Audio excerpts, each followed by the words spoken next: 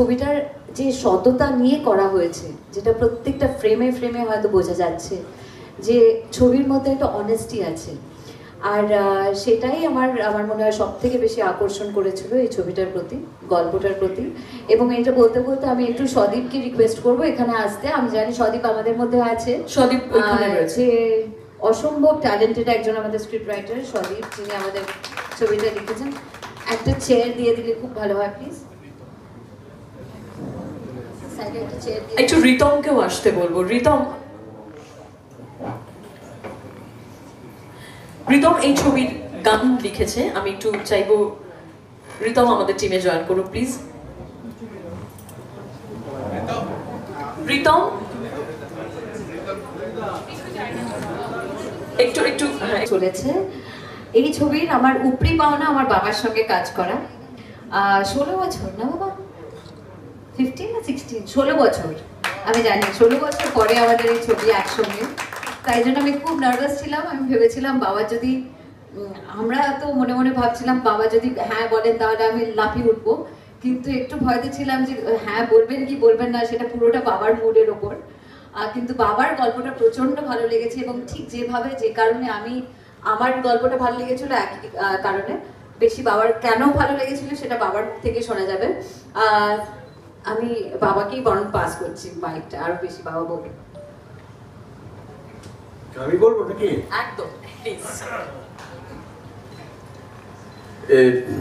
গল্পটা আমার অসম্ভব ভালো লেগেছে। ভাই বোনের গল্প, কত ভালোবাসা থাকে ভাই বোনের মধ্যে, কিন্তু কোথায় একটা মানে ছোটখাটো ভুল বোঝাবুঝি বা টেকিং ফর গ্রান্টেড যেগুলো হয়, যে কোনো রকম লোভ না, যে আমার প্রপার্টির উপরে যে আমার লোভ আছে, না লোভ না, কিন্তু ওখানে প্রপার্টির উপর আমার সেন্টিমেন্ট আছে, ওখানে আমার বাবা থাকতো, মা থাকতো। এই যে ছোট ছোট ব্যাপারগুলো, এটাকে অদ্ভুত সুন্দরভাবে যিনি লিখেছেন একটু অপূর্ব, আর যে ডিরেকশন দিয়েছে অপূর্ব, এই ভাই বোনের সম্পর্কটা বিউটিফুল তুলে দিয়েছে। আর এর সঙ্গে সমাজের যে ব্যাপার, সমাজের ব্যাপারটা তো অবভিয়াসলি চলে আসবে। আমি ব্যক্তিগতভাবে ভীষণভাবে দুঃখ পাই কোনো ফ্যামিলিতে যদি ভাই বোনের মধ্যে ঝগড়া হয়, কারণ আমি চাই সব মানুষ মিলেমিশে একসঙ্গে আনন্দ করে থাকুক, সেটাই আমার ব্যক্তিগত মানে। আর এই ছবি 15-16 বছর পরে যখন আমাকে বললো ছবিটা, লয়ারের পার্ট আমাদের বাড়িতে অনেক লয়ার টয়ার আছে, সেখানে পার্টটা খুব একটা শক্ত ব্যাপার ছিল না, কিন্তু খুব ইজি ব্যাপার।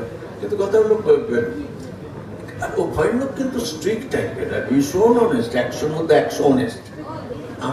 আমার যদি সব কিছু লোকসান হয়ে যায়, লোকসান হোক, কিন্তু অনেস্টলি আমি ছাড়বো না, আমি আমার জায়গায় থাকবো। এইরকম ধরনের একটা বোল্ড ক্যারেক্টার জিকে লালা আমি করে খুব খুশি হয়েছি। আর এই অনেকদিন বাদে একটা 100-র মধ্যে 100 বাংলা ছবি দেখলাম। মানে আগে যেরকম ছিল বাংলা ব্যাপারটা ছিল সম্পূর্ণ বাংলা ব্যাপার, বাংলা সেন্টিমেন্ট, বাংলা চালচলন।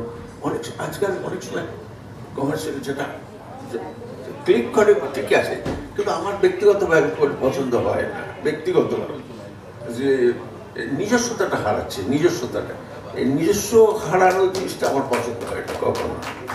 তো এইটা কিন্তু 100-র মধ্যে 100টা বাংলা ছবি হয়েছে, অসম্ভব ভালো, সব বড় বড় অসাধারণ অ্যাক্টরের সঙ্গে কাজকর্ম করেছি। ইন্দ্রজিৎ আছে, ইনি আছেন, সমাজ আরো। তো আমি কাজ করে খুব আনন্দ পেয়েছি। আর ছবি অবশ্যই আপনারা দেখবেন, ভালো লাগলে ভালো বলবেন, খারাপ লাগলে খারাপ বলবেন, না বলে রাখলাম একদম পরিষ্কার, এই ব্যাপার নেই, একদম সোজা ছবি।